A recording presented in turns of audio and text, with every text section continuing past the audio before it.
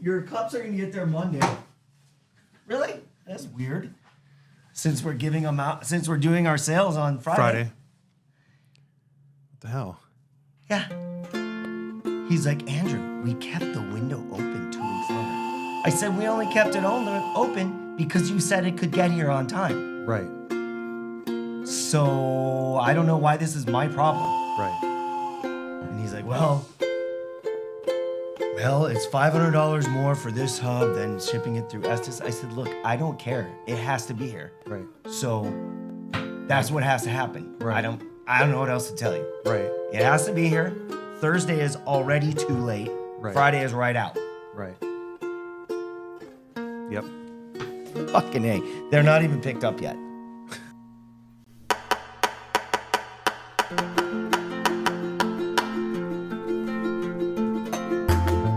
Arizona is a wildly beautiful place, brimming with over 100 brewing companies. I'm Rob Fulmer, the Director of Government and Community Affairs for the Arizona Craft Brewers Guild. I'm joined by Executive Director Andrew Baum.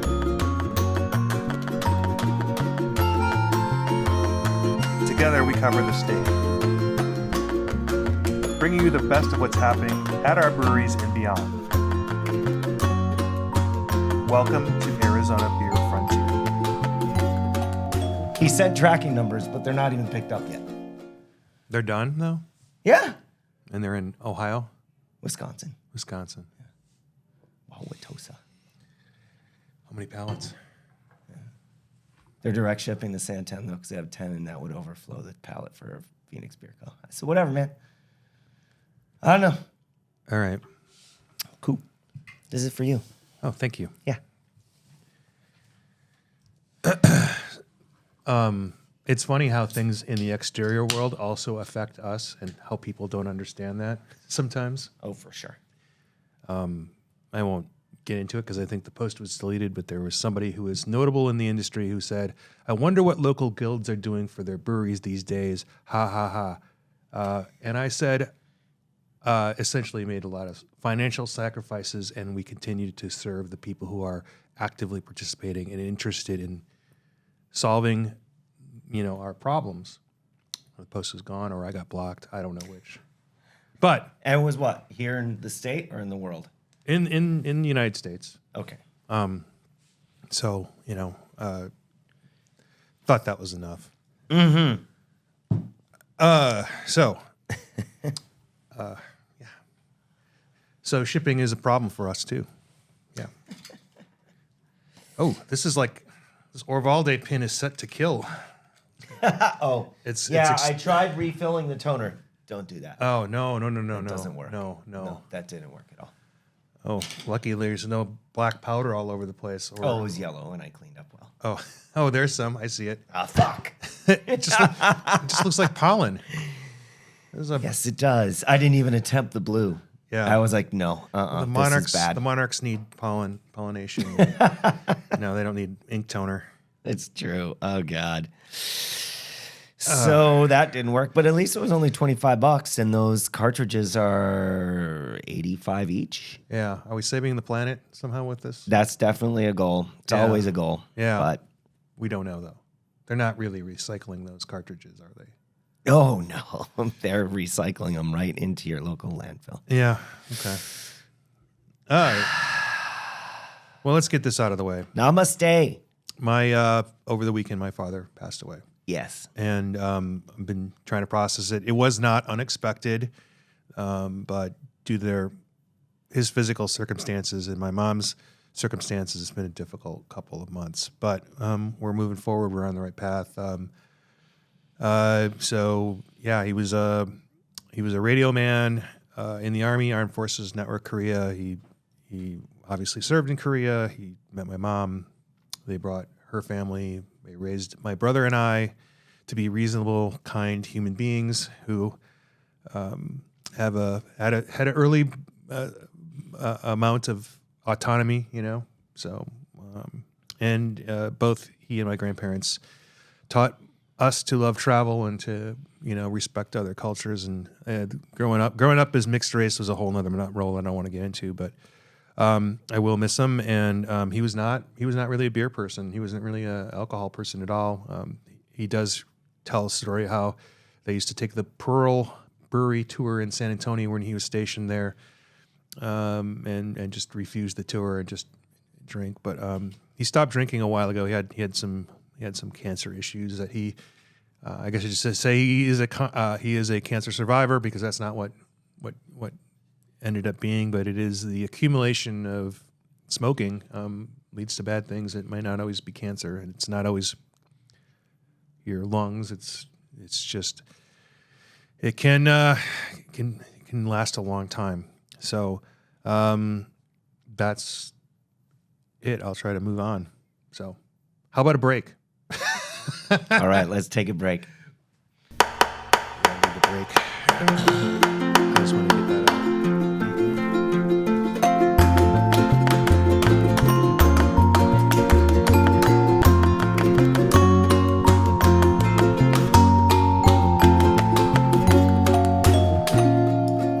All right. Well, I'm ready. Gonna have a beer. All right. So I Feels found like out I found out what this Rancher hat bar is. It's literally a hat store, which I didn't know about. It's in Scottsdale. There's more than one location. You can buy them online. I'm gonna have to check it out, because I enjoy hats. I am a hat person. Look what came in the mail today. Wow, warmest wishes for the holidays and a happy new year. From why can't I read that? Oh, Adrian. I wasn't looking at the picture. I was trying to read the script. The Adrian Fonts family. There he is. Okay, right on. Very cool. That's pretty nice. I like that. We have a lot of work to do with them. So Yeah. great. So 10 years ago, no, not 10 years ago, 5 years ago, believe it or not, we were sitting in anticipation for the Kaboomtra tax cuts to be instantiated permanently in federal code, and that particular administration made us wait Yeah. to the end of all possible dates to do that, more or less. I'm looking at Adam Wojcik and myself with Ted Simons from PBS. We were just talking about that. And what's coming up possibly this Saturday on the federal government front? Is it shutdown weekend? It could be shut down. Yeah. Nah. They'll keep it going till March. Yeah, You got to get the new administration in and then let them worry about it. Is that it? probably. Okay, great. That's probably Sounds perfect. that's the expected outcome, but you never know. So that was this week in history. Does the president have to sign those after they're passed by Congress? I would think, right? Or does Congress just approve the funding and then it's approved? Well, it has to be signed. Yeah, president signs. So it's March 25th. Let's see what happens. All right. Boy. So, In the news, what else? oh my God. I don't know. Well, the big news that's been on all the normie news is that Mick Ultra is now surpassed Bud Light in sales. Yeah, it seems like that's been happening forever. People really like talking about it and emailing me and texting me, hey, did you know? And I'm like, Right. yes. If you saw it on Channel 12, Yeah. I knew. Huh? I did not see that, but I guess that's the story we're going to keep going into 2025 in. Yeah.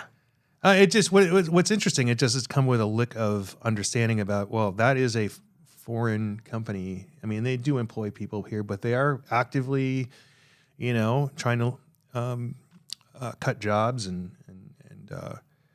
they have definitely sold off a lot of their purchases that supported jobs in our industry. So, yeah, they never talk about that part of it, do they?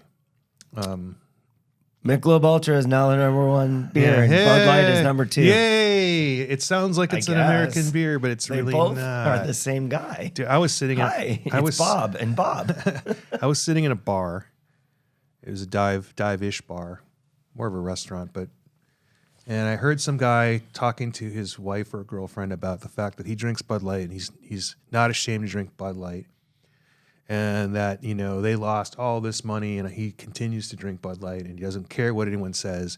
And then I kind of almost had a smile. I was not going to get into a conversation because that would lead to nothing important or relevant. But then he said, I really wish that bitch wouldn't have done that to Bud Light, as if it were A person's fault. Dylan's If it was a person on the internet's fault, that Bud Light. sent her the things and Yeah. she posted it. Like, so that's where we are in this country. One individual scapegoated, The entire beer industry. right, to make that guy feel. I'm sorry that guy felt bad about that for him. He felt bad about that for him. But we have some other news, other beer news. Yeah. You wanna- Yes. you wanna- One of my favorite human beings, Mr. Bart Watson, is now the president and CEO of the Brewers Association. scheduled to Coming up soon in January. in January. So they announced. I didn't read the whole article. Oh, I just read that. they announced that Bob Pease will be stepping down on January 3rd. So we've got New Year's covered. New Year's is good. New Year's is covered. We will have a It's not going to CEO be president. an unstable regime over Right. the new year. Oh, but Saturday and Sunday are the 4th and the 5th, and Bart will be taking over on the 6th. So there is a donut hole of we have a Wow. could have a crisis, and I We don't could know have if- a junta. I don't know if like Mike Pence is involved or There could be a junta. yeah.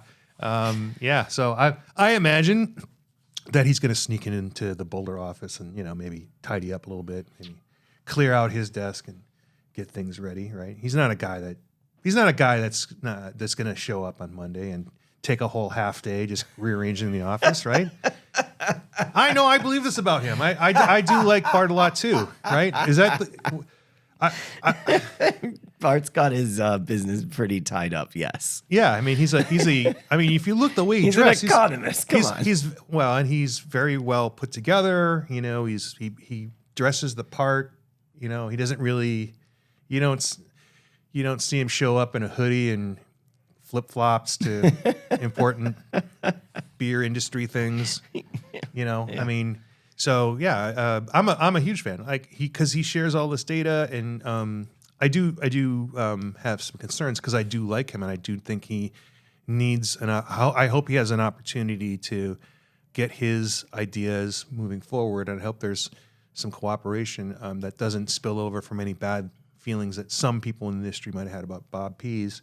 So I do want him to have an opportunity and not, I hope people don't seize on that because he is a well-liked person, and I think he's got an opportunity to use that to move forward some maybe unpopular but necessary things, right? So I'm concerned because I want him to succeed, and I do like him. And he, I think I voiced that maybe they would go outside and maybe take some lumps, but it looks like they took the payroll lump first, and that was under Mr. Pease's right. Well, and authority. I'm assuming the board had some role in that. So it was decided at the Atlanta, Georgia meeting. I thought maybe they would. The 4Q board meeting. I thought maybe they'd kick the can down the road to the actual beginning of their official quarter in June, but no matter. That puts them in the driver's seat for CBC, right? And I don't know who they're going to get to be. I mean, he's the keynote speaker like every year now. Well, so they did the Bart and Paul show, and they were like they would be each other's foil in these arguments and putting the data forward. Now, where's the foil? I don't know. Oh, boy. I don't know. It's Matt Gasiak is the economist technically, or by title, and has been doing that job. I know we keep calling him the CBC, right? Yeah. Yeah. We keep calling Bart the economist, but he was the vice president of strategy for this entire time that we've continued to call him the economist, right? Only the past 6 months. No, he's still the lead economist and vice president of strategy. Yeah. And then Matt Gasick is the assistant deputy economist. Well, I just, I don't want people to keep calling me the director. I want it's clear I'm not, I'm trying to help here. I'm trying to clear up. So that's exciting. Whether BART is able to address the issues of guilds collectively any differently remains to be seen. He certainly has been a supporter of guilds at the BA.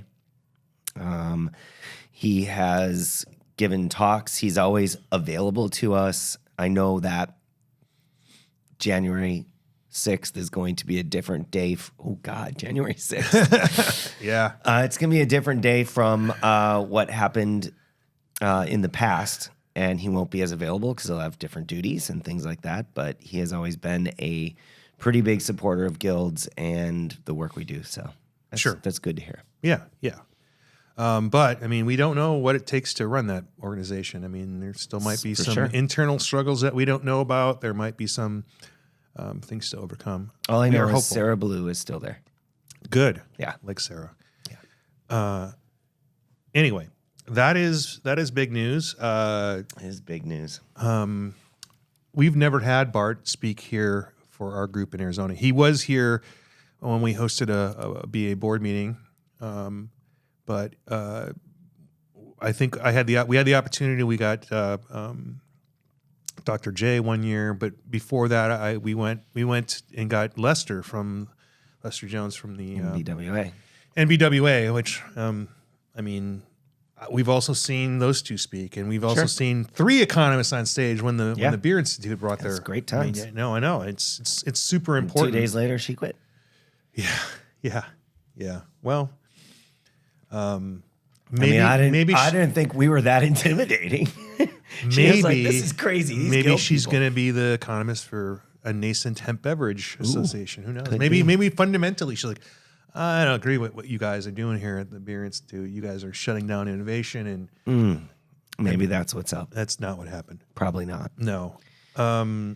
We talked about the Kroger Albertsons merger that is not to be. The dissolution of that potential merger. Right. Ooh, so many big words. The FTC, the Federal Trade Commission, also is suing Southern Glacier over unfair pricing, unlawful pricing, and they are citing the Robinson-Patman Act. Interesting. The so Antitrust Act. Essentially what they are alleging, and far be it for me to already know what verdict I would put forth, but what I'm going to tell you is not going to be shocking because we see glimmers of it throughout our industry, mostly on the liquor side, not as much on the beer side, but it's there. They are accused of favoring larger chains, retailers over smaller retailers. Right. And the Trade Commission is supposed to make things, they find great value in small business because they are more places. It's the same theory as supporting the post office because they will deliver to everybody. You can't turn over the keys to FedEx and the places that will deliver where it's economically feasible and leave complete donut holes in coverage. So the Federal Trade Commission says, we value small places. They are as vital as the large places, and you cannot favor pricing to those large corporations at the expense of forcing out small business. Or say school vouchers, where in rural communities there are no other options than what would be called the public schools. But if the public schools aren't getting funded, then there are no options in especially rural communities. Yeah. Or say you have a brewery in a rural community and you have this very high minimum barrelage requirement in order to maintain your license. Well, that's not very... You are making the fight for the little guy argument. I'm making we are fight all for the about little guys and this, all the rural breweries and all that, yes. Yeah, and we don't always get... we don't always win, that's for sure. Well, we don't always get credit for that, but we are always looking out for... If we are not successful in all areas and all sizes of our member businesses, we are failing. So, we can also favor small breweries at the expense of large breweries, and we will cut off the very large levers the economics of being in this industry to the eventual detriment to the small business. I have never seen, or I have not yet seen,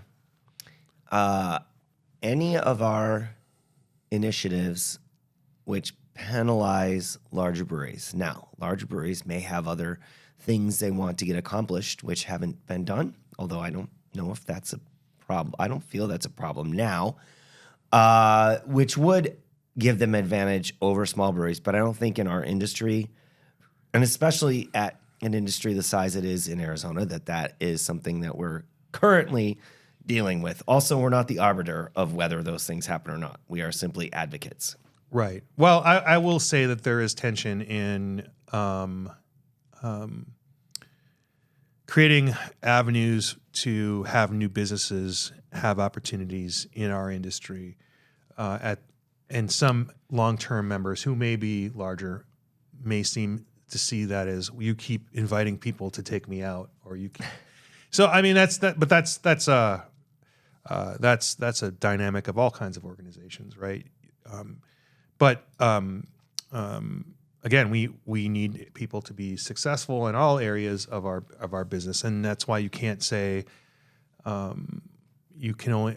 That's why when we say we support breweries, we're supporting a lot of different models, and it's a little more nuanced than there is no one brewery, and we've been sort of forced into the box of like. Similar with the Michelob Light story, like, oh, it's a success story because these big businesses and now we can say that they're number one. And the thing that we often hear from legislators and people who work with us at the legislature, sometimes against us, they say, oh, it's the American dream to grow your business large and sell it. I'm like, it's not really obvious for almost all of our members. That's not really a realistic outcome. No. I don't think we have. I don't know what option there would be to sell a brewery in Arizona for. Like none of our breweries are large enough to sell. Well, maybe that little. It's not. Well, we're talking about a 3% proposition across our industry. That maybe that is something that is possible. I mean, we I just don't know. 9,000 breweries. No, in our state. Oh, okay. We're talking about 3 or 4 people who might have an opportunity if they wanted to explore it to sell to somebody else, and that may be a bigger deal or not bigger deal. We just talked about Cruz Blanco, but you have to really, you can't just You have develop to have a your brand. brewery next to the building that the major conglomerate is based out of. Well, you have to have a plan to get there. Yeah. You can't just build a brand and go, I hope that Someone wants to buy this someday. Right. Yeah, it's and then you have, once you go through that period of trying to position yourself that way, you have to fight the perception that you're doing that. I mean, like people would say, oh, I don't know why they sold. This is back in the Dogfish. Yeah. I don't know why they sold. They kept saying they're never sold. I'm like, that's what you do when you want to maximize your sale price. You say, I'm not selling. Like, right? You don't say, hey, I'm going to sell. Who wants me? Right. Price goes down. You want to negotiate with them, so it's not. Well, I mean, I think Stone is probably the most glaring example of starting their business as the Right. roughneck independent and then eventually selling. I mean, I think that's bigger than Dogfish. Yeah. Dogfish didn't base their wonder if entire that Keystone personality trial, around it. They tried to say that Keystone trial was their last hope to remain independent and win that, but maybe it was just clearing the decks for, hey, we're going to make some insipid beers coming up. It was just a money grab before we're going to make sold. some insipid beers coming up, and we want to be able to slide right into where Keystone is. So we need to tell them to F off on that piece right there. Could be. Yeah. All right. Well, we're done talking about the Robinson-Patman Act because the Robinson-Patman Act actually is a American law that says we should protect small businesses over large businesses. They should have the same opportunities. So when Southern Glacier is selling enormous discounts for large purchases, okay, so if I buy a bottle of vodka, I should expect to pay more for that than a case of vodka. But if I were to buy a case of vodka for less than the price you're selling one bottle for, that may be an egregious discount. That's just an example. Right. That's nothing in the actual case. Because I read the case, the filing by the FTC, and it's so redacted, you can glean nothing from it. Mm-hmm. Did you read it? I did, but I can fill in the blanks. You can fill in the blanks with thinking you know something, but like it's so ridiculous. The redacting is like employee A of the complainant mentioned blank. Yeah. And there was nothing. And then there wasn't even any context. Hey, you got a nice store here. It'd be a shame if something happened to it. Come on, like you could fill the blank in. I mean, oh yeah, that reminds me of a story from my uncle's past. He worked for the United Auto Workers. We don't have to get too deep into it. Safety problems at the plant. We'd hate for anything to happen. Yeah. Hey, so another thing that people might not know about, but is under the City Brewing is a huge contractor for White Claw. 21st Amendment used them, I think. No, they use someone in Minnesota, but I mean, you get the idea. It's regional brands that want to scale up. It is also a lot of internal brands for like, not in this case particular, but like Costco or Sam's Safeway Club, yeah, or sure. all the beers that they try to slide in under craft, and just try to capture something that probably is never ever going to be there. They are facing we need this loan or we're going to go out of business kind of situation. Yeah. So they did a $150 million restructuring 2 years ago, and now they need $50 million more, or they're going to go out of business. Yeah. So that brewing company Yikes. Has roots in a distributor in La Crosse area, Eau Claire, La Crosse, I don't know. La Crosse, yeah. And that distributor is college friends of mine, and that's where I got my Blatz sign from. Awesome. My giant Blatz bar sign. You would like to speak to some tangential stuff about contract brewing? So Trader Joe's new annual Imperial Stout, they're doing annual releases. This year it is crafted by Deschutes Brewing Company and is rumored to be fantastic. That's all I got. Yeah, a lot of people buy those Trader Joe's one-off beers. I don't, and they're usually high gravity, and they can sit on the warm shelf, which they will. Yeah, but in this case, Deschutes could be a company that might contract that out with somebody too. No, I read an interview with their head brewer, barrel manager, or whatever. I'm just saying, you've got a completely West Coast company handling the grocery needs of the entire country. So that is a situation that we're like, hey, we got to running into the jam. Call up the folks over there, or the place in Minnesota, or here in California, the Palm Springs has a couple of we've got brewers. a few contract brewers in the state of Arizona who might be able to help them out. Yeah, no, I'm Probably just saying, not on a large scale. I'm just saying a lot of those grocery store brands are those. Right. So I know Gary Fritz worked for he worked for Gordon. Gordon Biersch did a ton of Trader Joe's beer forever because they were both from San Francisco, right? Yep. Yeah. I think they still do the Costco beers. Yeah. Yeah. All right. At least the hey, lagers. Yeah. nice little tangent we went on there. That's what this is all about. Trying to connect our Arizona connections, right? What else you got? Not much. No. We talked about Bart. We talked about Southern Glacier. We have Arizona Strong, a Yes, beer we do. fest. Does that work? What do you mean? Just calling it Arizona Strong, a beer fest, rather than Arizona Strong Beer Fest. Separating with the dash and the letter A. Does that help us? Arizona Strong. Arizona beer Strong. fest. Just call it Arizona Strong.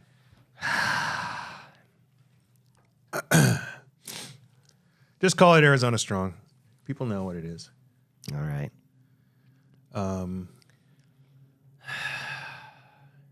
Wow, we just ran out of gas here. We do. So we I put a lot of gas in already today. yeah, I know. Hey, so we you sent me some links. One of them was John Hall talking to Denny Kahn and some other folks about the health of homebrewing, and we have an episode in the can that will talk about our local homebrew store that has now gone out of business. And you're First asking me Connection. about what's going on with my pinter? I can. Yeah. I'm just saying. I'm just projecting out that that's gonna play over the holiday. Mm-hmm. We're probably gonna do one more pre-recorded one. I just haven't gotten to it yet. But yeah, what is going on with your pinter, your beer? So on Sunday morning, I woke up quite early because my body wakes up when the sun comes up, and then I start doing things immediately. Right. I transferred. So I removed the little brewing dock off of the first batch Yeah. and put it in the fridge. Yep. It's 7 days.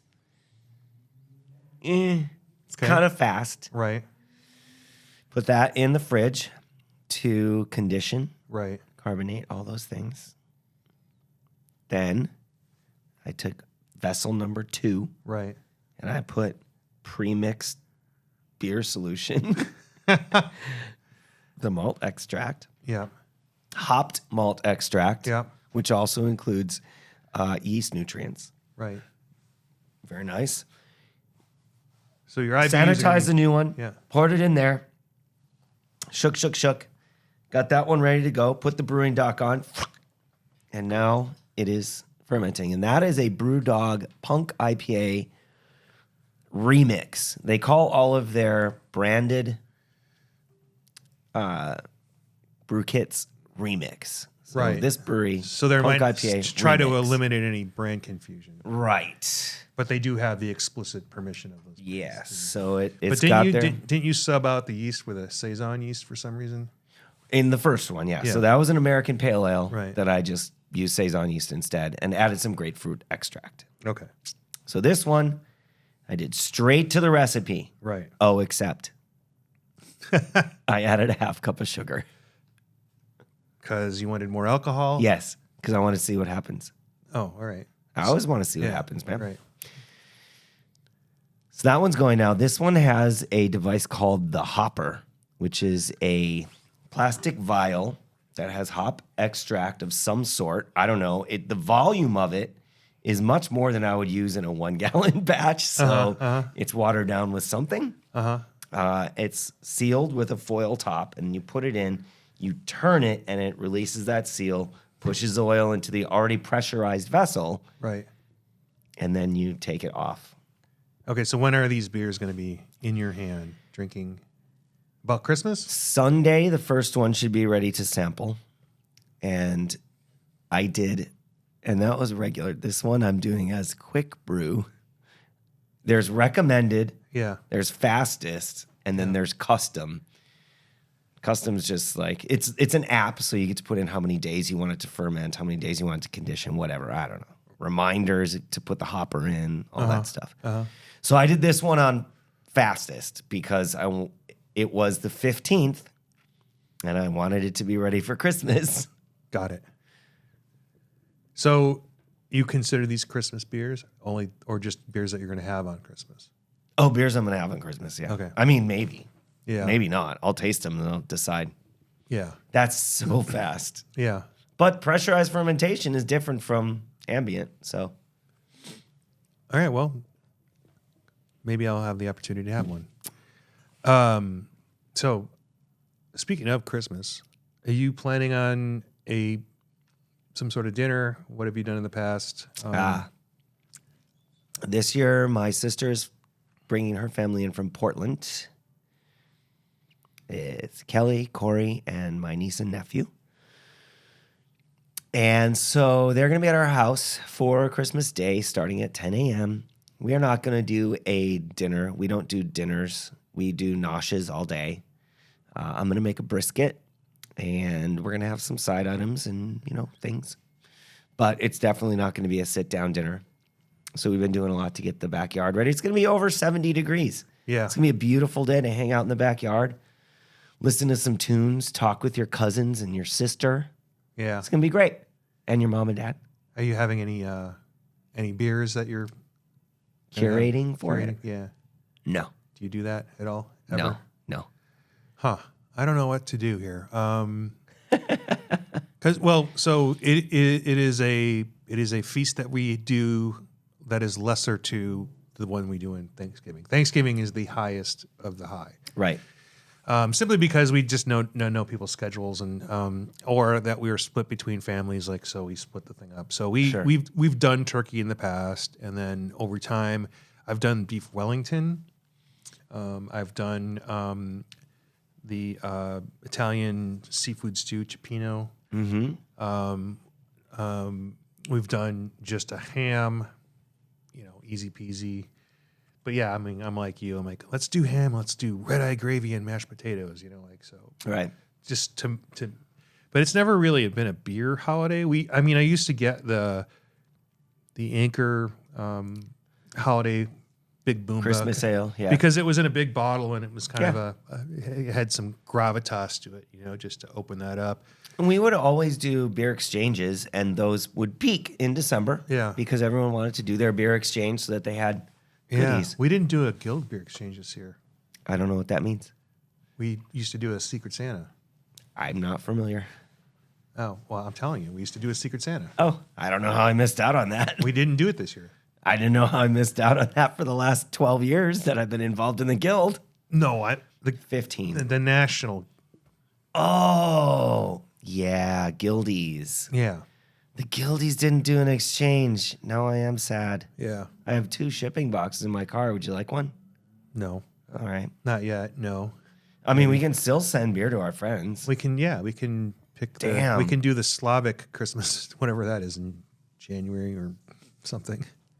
I don't know. That was one of my favorite things. Well, bring it up. You could be the new guru, the new czar of Christmas beers or holiday beers, however you want to. I think we should have Michelle Forrester do it. Why? I don't know. Just pick somebody else. So we haven't done that. I got to say though, it's cool to get beers, but it takes a long time for me to drink all the beer that was sent because I don't drink it out of the house as much. I had Katie last year. That was great. Oh, yeah. So you know exactly what I'm talking about. Yeah. I'm sorry. I'm getting texted by my family and it's distracting. And I don't know how to turn it off. There we go. Oh, double tap should turn it off. Maybe. Okay. So, so I don't know what we're going to do this year. I think we're going to do, so this is a very Milwaukee thing, is to buy crusty rolls and bake ham and slice it and just make sandwiches and maybe some German potato salad. Warm potato salad. Has nothing to do with Christmas, but it is sort of a Milwaukee Sunday morning tradition. Oh, I know. You know what ours was when I was growing up? What's that? Cow tongue. Cow tongue? That was we had that every Christmas. Is this like a Texas thing? No. Because, My grandmother would make cow tongue every year for Christmas. Huh. I know that there's the black-eyed peas thing in the Southwest, and everyone has to stir the black-eyed peas. But that's New Year's. It's New Year's, yeah. Also, lamb with mint jelly was big for us at Christmas. Yeah. Oh, I've made ribs. I should do some of this. I mean, I can have brisket and cow tongue and lamb, right? Yeah. My dad would be so happy. Yeah. Sorry, bud. Cow tongue? Yeah, he loves that stuff. Got to go to the carniceria. Carniceria. Yeah, got to go there. I guess. Yeah, I know where it is. It's right by my house on Arizona Ave. Yeah. Carniceria. I think I talked about doing the Christmas pudding, and I should probably get on that. Start making those. I don't know what that means. Christmas pudding. I don't know what it is. It's like basically a raisin currant sultanas. Could have figs. You boil them. with egg, and then you just let it sit for months at a time at room temperature, and then you revive it by boiling or steaming it for 5 hours. It's basically fruitcake. It's an English style fruitcake, and you put you top it with cognac and set it on fire, or you can use barley wine or something in the as you're making that eggy. It's the whole "we wish you a Merry Christmas, bring us some figgy pudding." That is the Christmas pudding. It's not really a pudding. It's not really a cake. It's just preserved fruit. It lives in its own world. You only have 2 weeks, bro. Not even. Yeah, I know. 9 days. Yeah, you can make it the same day. It's just that it's supposed to be a preserved cake. Yeah. So I can make some, and Yeah. we could ignore it for a month, 2 months, Sure. a year. Whoa. It never spoils. Apparently. Incredible. But that's how the Victorians got their vitamin C and their imported, I guess because they had a giant empire and they could Fanciful just extract fruit. they could just extract all of these tropical fruits from the places they conquered. I don't know. It's very colonial, I guess. But I mean, it's just something I wanted to try because it's processed, right? Sure. That's fun. Now I'm not going to do it. I've done a lot of researching on gardening lately. Yeah. Also, I'm very into solar ovens at the moment. I built one in the past. It was okay, but I want one that I can bake bread in. And then this weekend, my sweet, darling wife completely emptied both the inside refrigerator, which is not like all that new. I mean, all that new a thing to completely empty it and clean it. She does that regularly. But the outside fridge, Yeah. everything out. That was primarily beer and vegetables or something? Or? Yeah. All my preserved garbage, like kimchi and stuff, that's Yeah. 2 years old. And on Sunday morning, I woke up, I did my brewing, and then I threw out some of those things and said, hey, babe, guess what? I did this. I threw this stuff out. And she's like, oh, okay. And then she did the cleaning, and then I looked in there, and I was like, there's a little corner with a whole bunch more stuff that needs to go out. So I dumped a whole bunch more, and I had an entire dishwasher load of bell jars. Oh, man. It's all right. But yeah, I mean, I do like experimenting, and even if I don't actually taste all of the things I make, I do like doing that. Right. So you and Like I your do fruit these cake. things. Yeah. You and I do Like these your things. tortillas. Yeah, tortillas, or so like, remember there was a whole thing like maker culture, with electronics and all kinds Sure, of stuff, yeah. hacking things. Absolutely. Is that something that you see in your son's age and your daughter's age? Are they doing any of that stuff? Homesteading, whatever they want to call it. Well, I mean, when I was their age, I wasn't super into that kind of stuff either. true, yeah. So they weren't hackers. Brady did play games a lot. He still does, but he's super into cocktails now. Yeah. Like Okay. fancy cocktails. Right. So, yeah. Okay. Margaret is more into, like, she goes to the Phoenix Farmers Market every single Saturday. Yeah. Without doubt, she's there. She's picking up basically her produce for the week every single Right. Saturday. I just think a lot of those things are related to down the road, craft beer, that kind of thing. Sure. Is if we lose some of those touchstones, then they'll eventually come back because somebody will be like, "Hey, I invented how to make bread in my own house." Yeah. Seriously, I don't know. I invented this thing called a bread machine. You've never heard of it. Yeah. Hey, I mean, it is what it is. Like, that was the only way people made bread. I mean, we got a have one bread somewhere. maker for our wedding, Yeah. and we used it many times Yeah. in the first year we were married. So, you're familiar with the Instant Pot, correct? I am familiar. I do not have one. Okay, and the Ninja Blender. Have you heard of that sort of line of blend? And then the air fryer. I don't know who started that, but what they find with these products, and I'll put the bread maker in there, is once they get everybody who is likely to ever buy one, the companies just kind of implode because they don't have anything else to offer. So like Instant Pot, they did that, and then they try to sell accessories, but then all these other drop ship companies that they can manufacture this stuff real quickly, compete with them, and so they're forced to sort of come up with a different product. And Ninja's been genius at that. yeah. So Like they do everything. right, but eventually, I mean, your cabinets are full of these one-off, single-use things, and that's like I have my Instant Pot. I do use it for very specific things, especially when you're gonna convert bone broth. Like super effective, easy. Don't have to worry about it. But that kind of got rid of the crock pot idea. But I do have my grandma's crock pot, which I probably will never let go, just because. But I'm trying to think of what else. We got a fondue set that we got when we were married. And remember those chocolate fountains? Oh my gosh. Yeah, I was in catering in those days. Let me tell you, I paid a lot of money to chocolate fountain companies. Yeah, I bet you probably never wanted to have it ever again. In your life. No. I never wanted to go near one The again. the amount of vegetable oil they put in those So things. disgusting. It's like chocolate and enough vegetable oil to make it just go through the machine, which also means it's going to go right through you the same way. Yeah. Yep. It is so gross. Yeah. But every wedding had to have a chocolate fountain. Yeah. Either regular chocolate or white chocolate or both. Or Right. white chocolate dyed pink. Oh man, I never Whatever. saw that. Ugh. It's fine. All right. Wow, what a tangent. I think Yeah. What other beer news is there? What beer news do we have? Oh, we went to Pedal House Brewing Company on Friday yeah.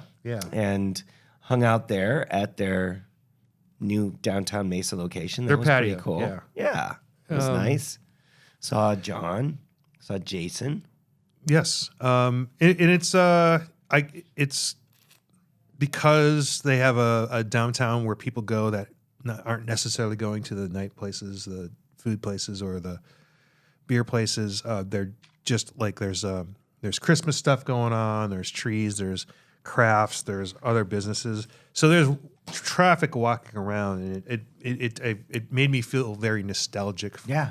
For like 2013, 14. Or the early 2000s, even before there was beer. Like it was a good vibe. Whether they can maintain that down there, if that's just seasonal, I don't know.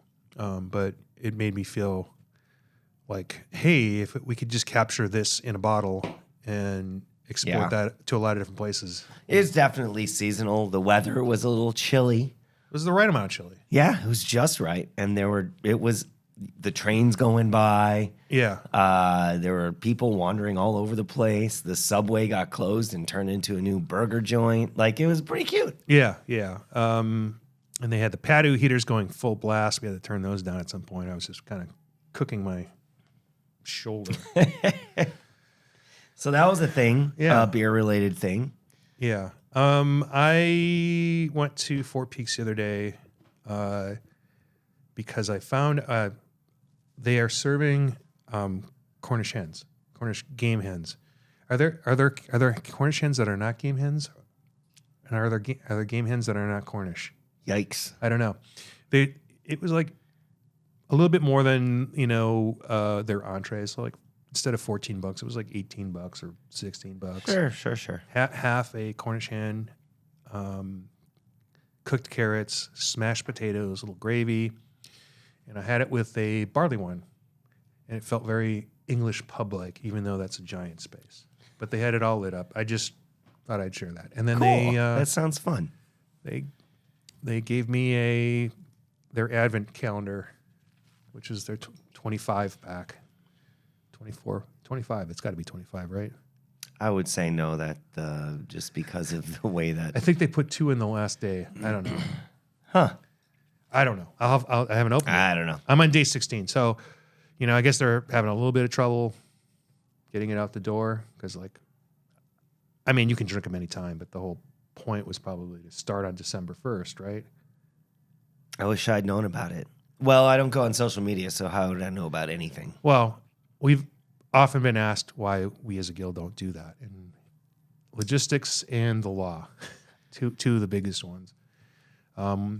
In order for us to do it, we would have to get a convenience store license, and it's a question as to whether if the breweries delivered things that we could break those packs up and resell them.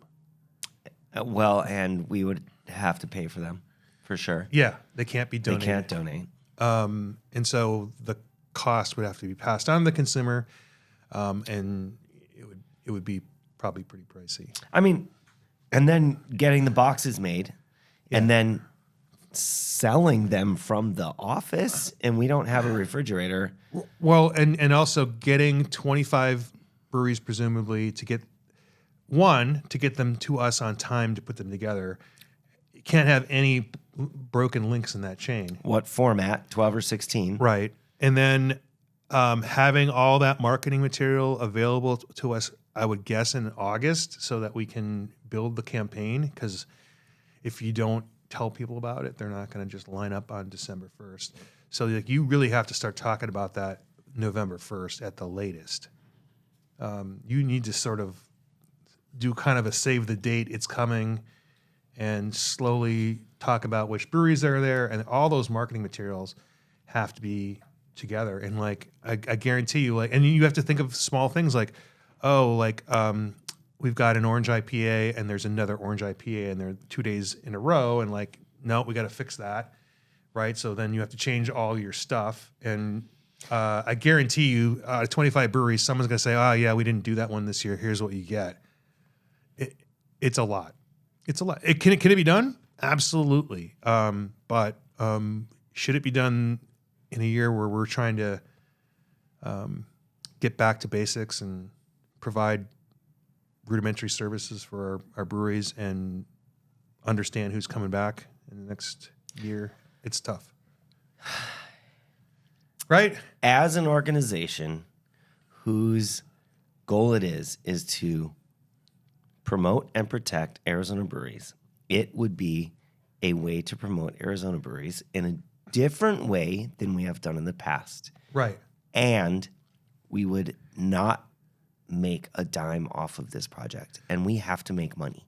Well, or ideally these would be packed and they would be sold at the individual participating breweries. That would require a law change, and that would require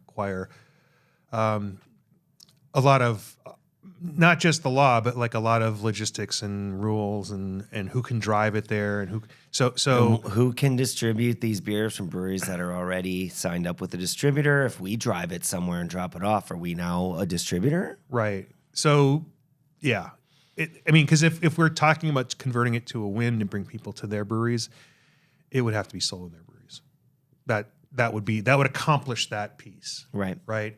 We could sell the box and let them fill it up. I don't know. Yeah.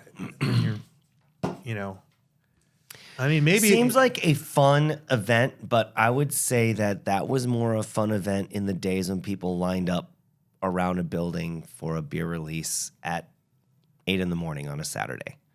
Not really for today. Well, we put the idea out there. We've talked to our breweries, and I hate to be the one. I hate being the saying, well, essentially no, because here's why. I don't like that.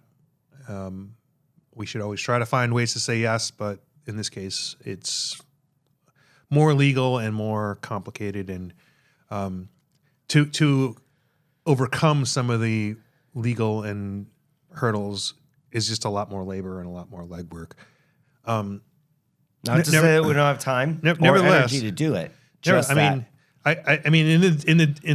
Like we could put a link out there and it's like, hey, would you absolutely pay for this? Would you actually pay? I don't even know what that would cost. Like what's the market value on that? Like $50. Well, really more than that, I would think. Yeah. Anyway, would you buy that? I get so much pushback on volume at a beer festival. Yeah. That going in a retail environment and saying, hey, we have this super special retail project. Right. And they go, look, I can get 2 12-packs for $15 each. Right. Yeah. Yeah. And I don't like those other breweries and blah, blah, blah. Yeah, I know. Yeah, I hate that brewery. Yeah. And you kind of made me remember it. We would also get pushback from retailers like, "Hey, we want to sell this too. It's not fair. It's Right. You know, like it's." Yes. And and there's a lot that we would want them to. We would love that. But really, somehow we would have to corral 4 distributors, 5 distributors, and all the independents, and somehow come up with a legal scheme that fits that. And then I don't know. We're talking about it because I'm sure someone will want to ask a question about it, and we can have that discussion. Maybe there's something we're not thinking of. But I've been literally trying to solve this problem for At least 5 years. at least. Yeah. I've heard you talking about it for at least 5 years. And part of that was, and maybe we'll get a step closer when we consolidate the 16 licenses and come up with some sort of sales program around it that is schedulable and people will know what to expect and we'll know the products in advance. We just have to get there. That's a lot of corralling of the breweries. But if we can legally present that as an organization, that's a step closer, right? So But why does it have to be Advent calendar? Can't we do a 24-pack party pack at Arizona Strong on a 16? Not on the tribal property. Oh, shoot. I forgot about that. I mean, we can do one. We also talked about collecting some of the entries for Arizona Craft Beer Awards and putting a serial number on there and having people, and we would give them the style, we give them the style guidelines, and they could sort of rate them on their own. And then when all comes said and done, we can sort of explain where everything landed. But that would be a very niche thing, and that would come with a pretty good cost because that would be because we couldn't put out a lot of product. We couldn't use volume to make it work. It would have to be very niche. But I'd love to do that. See what people's thoughts are online on some of those. Maybe we could do something small. It wouldn't have to be a case. It might be maybe just a 6-pack. Right. So I don't know. There's that. We have the A250 thing. Maybe there's something to be said about that. About doing a 12-pack of breweries from around the state. I love it. Yeah. I love it. So For 2026, someone's definitely going to have to do that. yeah. So let's talk about Arizona Pint Day. That's Friday, theoretically. I mean, do you want to pull the covers under that or? Yeah, sure. I've got some shipping problems from Belter, so they might not have the glasses here, but I told them that's their problem, not mine. We'll see how that goes. Yeah. I mean, and we're not putting them on blast yet. But No, I mean, they still have an opportunity to make sure everything gets done. They're a week behind. Yeah. They are 1 week behind and when they said it was going to get shipped. But whatever. Yeah. Things happen, and maybe we push the date back. It'd be disappointing, but Yeah. this is how it is. Yeah. Life is tough. That's what I was alluding to. The things that affect our small businesses also Yeah. affect us, and sometimes more so than people would expect. Yeah. If you're trying to get something shipped quickly through FedEx, now is not the time. Yeah. Well, to be clear, they extended the sign-up period with the proviso that they were still going to make the date. So that was that's not something they can say, well, we changed this and therefore, but they agreed that by doing this, we will not affect the receipt of those glasses. And so logistically things changed for them, which might be more costly, but that's not a us problem, that's a them problem, right? Is that where that's our official platform on this? Yeah. Okay. I want it to be Friday. That's Yeah. what I told him. I don't care. It has to be Friday. All right. Well, you just tell them that we got government But that affairs. doesn't mean I have the power to move trucks anywhere or trains or You anything. just tell them that the government affairs guy's on it. And you said something about antitrust and something like Oh that. boy. Treating small states differently than large states. Oh my. No. Sounds very complicated. All Yeah. right. I think it's time for us to get out of here. Yeah. These people have put up with enough. Right. So they can look forward to at least the Homebrew Brewers Connection story coming out next week. Correct. Beyond Christmas? ish. Yep, the day after the 26th. Yeah, it'll be on Christmas. Well, it'll be on the 26th. Yeah. Yeah, Correct. and I mean, we might still be able to get together and do something Monday or Tuesday and get something out. Yeah. I want to try to cover the first because that would be the next one. These holidays are crazy. And we're not doing a hangover show because we're not getting hungover. No, I don't get hungover. So, Oh well, don't challenge me on that. all right. All right, let's get out of here. Oh wait, I remember when I was in Nashville, and I wanted to go to that Tottenham Hotspurs football match watch event that morning. I don't know if I was hungover or if I was You're gonna go with like I was just tired. no, still drunk. Okay, we're out of here. Remember, it's not a beer podcast; it's a podcast about beer. Right. Sometimes the beer finds you, Andrew. That's right. Happy holidays to everyone. Cheers. Wow, all the cameras worked. Happy holidays. Cameras worked.